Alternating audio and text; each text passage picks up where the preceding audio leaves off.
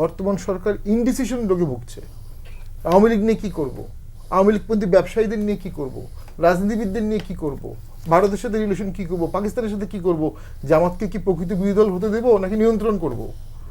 কোনো বিষয়েই আমার মনে হয় এই সরকার সঠিক সিদ্ধান্ত নিতে পারে। গভর্নমেন্ট তো একটা মবকে প্রমোট করেছে, ছিল মব দিয়ে তারা যা ইচ্ছে তাই করেছে। জাতীয় পার্টির অফিস ভেঙেছে, আওয়ামী লীগ নিষিদ্ধ করিয়েছে, 32 নম্বর ভেঙেছে। এখন সেই যে মব করা ছেলেরা তারা এখন কি করবে? তারা তো মব করতে অভ্যস্ত হয়ে গেছে, তারা এখন মব না করে থাকতে পারবে না। তাদের থাকার কথা ছিল ক্লাসরুমে, তাদেরকে ইউনুস নিয়ে গিয়েছে মন্ত্রণালয়ে। একটা জোকস আছে যে কোন সেমিস্টারে পড়ো, ছেলে বলছে আমি এখন মিনিস্টার, সেমিস্টার কোনো বিষয় না। আরেকটা জোকস আছে, বিশ্ববিদ্যালয়ের শিক্ষককে জিজ্ঞেস করা হয়েছে যে আপনাদের এখন ছাত্র শিক্ষক সম্পর্ক কেমন, ওই সময়ের ঘটনা বলছি। তো শিক্ষক বলছে যে আমি এখন সিগারেট খাওয়া অবস্থায় ছাত্রদেরকে সিগারেটটা লুকিয়ে ফেলি।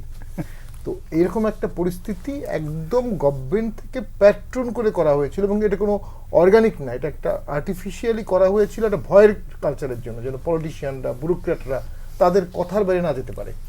সচিবদের রুমের পাশে ছাত্ররা বসে থাকতো 5-7 জন, কে যাচ্ছে কি করছে কি সব বিষয়ে তারা নাক গলাচ্ছে সবগুলো। সেই সময় সেই ছাত্ররা এখন দেখছে হঠাৎ করে এই জিনিসটা বন্ধ হয়ে গেল, তারা এখন কি করবে, তখন কি করার আছে? আপনি তো তাদেরকে মানুষের রক্ত খাওয়ার স্বাদ পাইয়ে দিয়েছেন। এখন তারা মব করবে, আন্দোলন করবে, মারামারি করবে, করতেই থাকবে, দেশ আর শান্ত হবে না। একটা জিনিস তারা করছে, তারা ট্যাবু ভেঙে ফেলছে যে অমুকের বিরুদ্ধে কিছু বলা যাবে না। যেমন হাসনাত তো একসময় সেনাপ্রধানের বিরুদ্ধে কত কিছু বলেছে।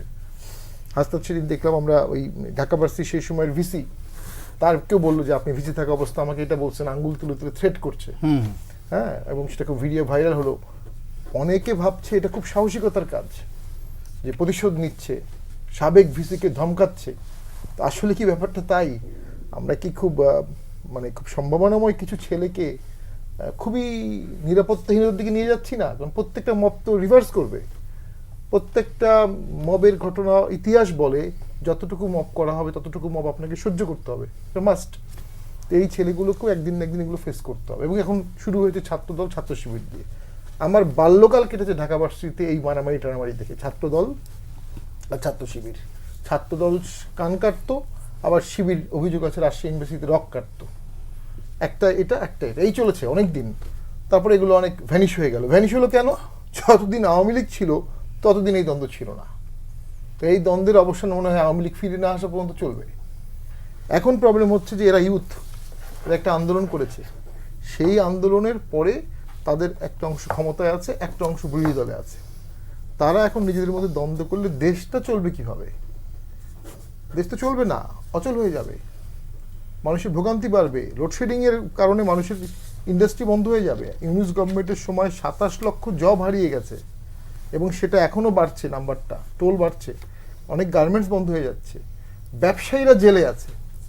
ব্যবসায়ীরা হতে পারে আওয়ামী লীগের অর্থদাতা, হতে পারে আওয়ামী লীগের দোসর, কিন্তু তাদের আন্ডারে অনেকে চাকরি করে, এই বেতনগুলো হচ্ছে না। এটা তো সরকারকে ডিসিশন নিতে হবে। ইনডিসিশন হচ্ছে পৃথিবীর সবচেয়ে খারাপ ডিসিশন। বর্তমান সরকার ইনডিসিশন রোগে ভুগছে। আওয়ামী লীগ নিয়ে কী করবো, আওয়ামী লীগপন্থী ব্যবসায়ীদের নিয়ে কী করবো, রাজনীতিবিদদের নিয়ে কী করবো, ভারতের সাথে রিলেশন কী করবো, পাকিস্তানের সাথে কী করবো, জামাতকে কি প্রকৃত বিরোধী দল হতে দেবো নাকি নিয়ন্ত্রণ করব। কোনো বিষয়েই আমার মনে হয় এই সরকার সঠিক সিদ্ধান্ত নিতে পারছে না। তবে জনাব তারেক জিয়ার মধ্যে অনেক ম্যাচুরিটি আছে।